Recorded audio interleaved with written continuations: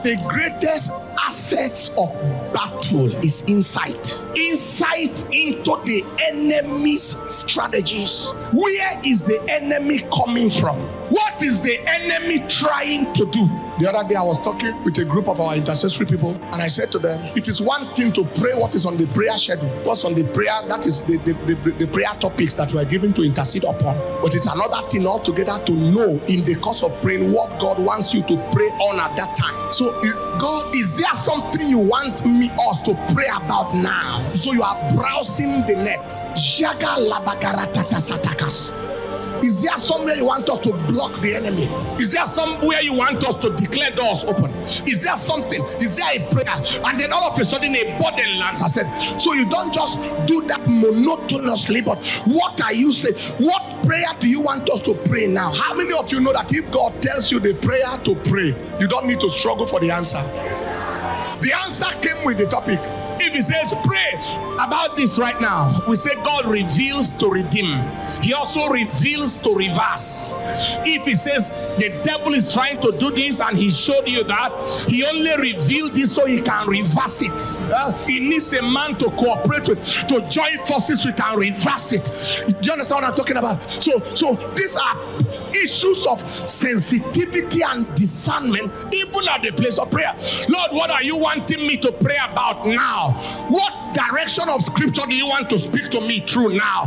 What line of message are you trying to talk to the church about now? Most spiritual battles are lost, not because of the strength of the enemy, but because of the strength of insensitivity. To be spiritually insensitive in battle is to be a continuous victim of surprise attacks. Fighting without intelligence is fighting in total negligence. That is, you don't love your life. You have our army officers here with your generals and others like that. You go to the war front and you have no clue where the enemy is coming from, where they are, you don't know. That is, you just surrendered yourself to death. Military intelligence is a major formation of the military. Am I communicating? In fact, it is the bedrock of warfare. The United States Army, they spend so much on their intelligence. Israeli Army is Israeli Army because of intelligence. There's something called intelligence gathering, where they step into somewhere and they began to enter the people and then begin to interact with criminals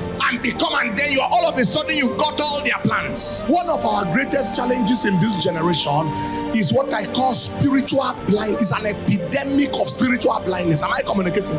When I talk about these things, I talk it with passion. It's an epidemic of spiritual blindness.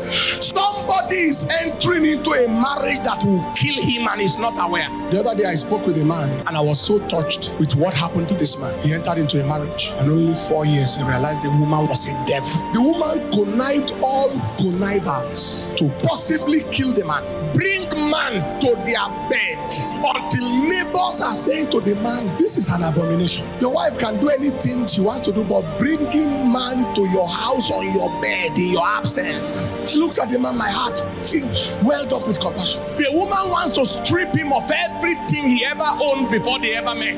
I prayed for him. Supposing he only knew a little that this is not a wife, he would have been saved. Supposing he only knew small